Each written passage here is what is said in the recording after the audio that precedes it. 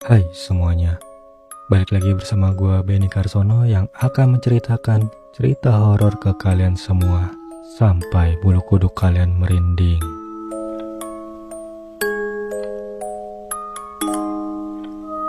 Dan di sini gua akan menceritakan sebuah cerita dengan judul Sekolah di Malam Hari. Sebelum gue melanjutkan ceritanya, bagi yang baru mampir ke channel ini, gue ucapkan selamat datang. Jika kalian suka dengan cerita-cerita horor seperti ini, kalian bisa klik tombol like dan subscribe-nya agar kalian tidak ketinggalan dari cerita-cerita horor di channel ini. Bagi yang sudah klik tombol like dan subscribe-nya, gue ucapkan terima kasih. Kalau gitu kita langsung aja mulai ke bagian ceritanya. Jadi ceritanya, ada sekelompok siswa yaitu Dinda, Bagas, dan Sinta yang harus tetap di sekolah hingga malam dikarenakan mereka terlambat mengerjakan tugas kelompoknya. Sekolah mereka yaitu SMA Tunas Harapan adalah bangunan tua dengan desain arsitektur klasik. Gedung sekolah ini terdiri dari 3 lantai. Dinding-dinding berwarna putih kusam dengan cat yang mulai mengelupas di beberapa sudut. Lorong-lorong panjang yang penuh dengan pintu-pintu kelas menambah kesan dingin dan sunyi. Apalagi ketika malam tiba. Di lantai dasar terdapat perpustakaan besar dengan rak-rak buku tua yang memenuhi ruangan. Sementara di lantai 2 terdapat laboratorium, tempat yang biasanya jarang dimasuki oleh siswa setelah jam sekolah selesai. Pada malam itu, Dinda, Bagas, dan Sinta baru saja menyelesaikan tugas kelompok mereka di perpustakaan. Rak-rak buku yang menjulang tinggi di setiap sudut ruangan. Lampu kuning yang redup menggantung dari langit-langit, menciptakan bayangan-bayangan aneh di dinding. Sinta berkata sambil membereskan bukunya, "Ayo kita pulang, sudah larut malam." Perpustakaan yang tadinya terasa hangat, kini terasa dingin dan suram. Jendela-jendela besar di perpustakaan menampakkan gelapnya malam di luar, dan hanya sedikit cahaya bulan yang masuk, menciptakan kesan seolah-olah ruangan itu dipenuhi oleh bayangan-bayangan yang bergerak. Dinda berkata sambil melihat ke rak-rak buku yang kini terlihat lebih menyeramkan. "Ya, tapi kok ada yang aneh ya rasanya. Sekolah ini jadi lebih sunyi dari biasanya."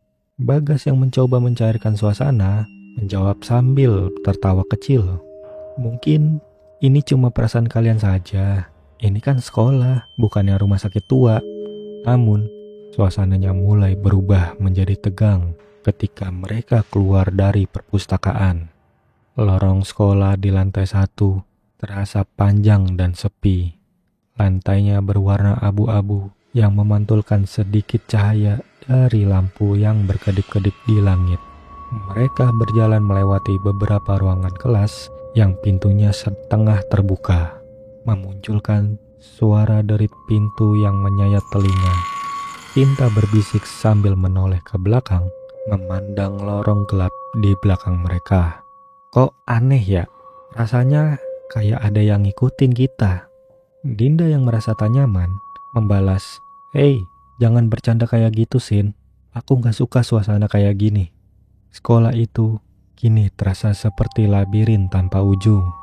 Mereka terus berjalan menuju pintu keluar, tetapi tiba-tiba terdengar suara langkah kaki dari belakang, memantul di dinding lorong yang kosong. Suara langkah itu berat, teratur, dan semakin mendekat. Bagas yang mendengar suara itu seketika menghentikan langkahnya dan berkata, Tunggu dulu. Kalian dengar itu nggak? Kayak ada suara langkah kaki selain kita." Sinta tiba-tiba memegang lengan Dinda dengan erat dan menjawab, "Bagas, jangan bercanda kayak gitu ah. Siapa yang masih di sekolah jam segini?" Bagas dengan wajah yang mulai cemas membalas, "Aku gak bercanda, suara itu nyata." Dan mereka mulai mempercepat langkahnya menuju pintu utama yang berada di ujung lorong, di dekat ruang guru. Namun, ketika mereka sampai di sana, pintu itu terkunci rapat. Pintu besar berwarna coklat gelap terbuat dari kayu tebal dengan gagang besi besar yang kini terasa dingin. Bagas yang mencoba menarik gagang pintu dengan keras teriak dengan panik. Mustahil, tadi pintu ini tidak terkunci. Sinta yang mulai menangis ketakutan berkata, "Tolong Bagas, buka pintunya." Lampu-lampu di langit-langit mulai berkedip cepat, membuat bayangan mereka tampak menari-nari di dinding. Seketika, ada suara tawa kecil yang menyeramkan terdengar, seolah-olah berasal dari seluruh penjuru sekolah. Dinda yang sudah gemetaran berkata, "Kita harus keluar dari sini sekarang juga." Di ujung lorong, di dekat tangga, menuju lantai 2, muncul sosok samar. Sosok itu seorang wanita dengan rambut panjang kusut, mengenakan baju putih yang lusuh dan mata kosong. Ia melayang dan semakin mendekat. Angin malam yang bertiup dari jendela yang sedikit terbuka membawa hawa dingin ke dalam lorong. Sinta yang melihat itu berteriak, "Astaga, apa itu?"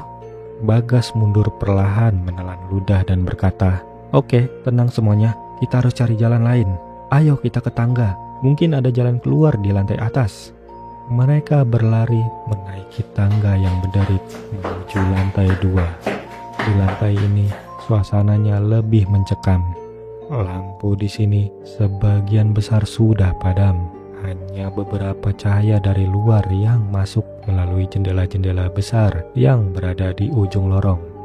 Lantai 2 ini dipenuhi oleh laboratorium dan ruang praktek, ruangan yang jarang digunakan, terutama setelah jam sekolah. Mereka mencoba membuka beberapa pintu, namun setiap kali Bagas mencoba membuka pintu, suara langkah berat dari belakang mereka semakin mendekat. Wanita itu tak henti-hentinya mengikuti mereka. Bagas yang mulai frustasi berkata, "Kenapa semua pintunya terkunci? Kita nggak mungkin terjebak di sini selamanya kan?" Akhirnya mereka sampai di laboratorium kimia, sebuah ruangan besar dengan jendela yang menghadap ke halaman belakang sekolah. Laboratorium itu dipenuhi meja-meja panjang dan lemari berisi alat-alat eksperimen. Udara di ruangan itu lebih dingin daripada di luar, dan bau bahan kimia yang menyengat menambah kesan angker. Lalu Dinda berkata, "Kita bisa sembunyi di sini sebentar." Namun, ketika mereka mencoba untuk bersembunyi di sudut laboratorium, mereka mendengar suara tawa kecil, suara anak-anak yang terdengar seperti sedang bermain. Tawa itu menggema di seluruh ruangan, membuat bulu kuduk mereka berdiri. Dinda dengan suara gemetar berkata, "Siapa yang tertawa?"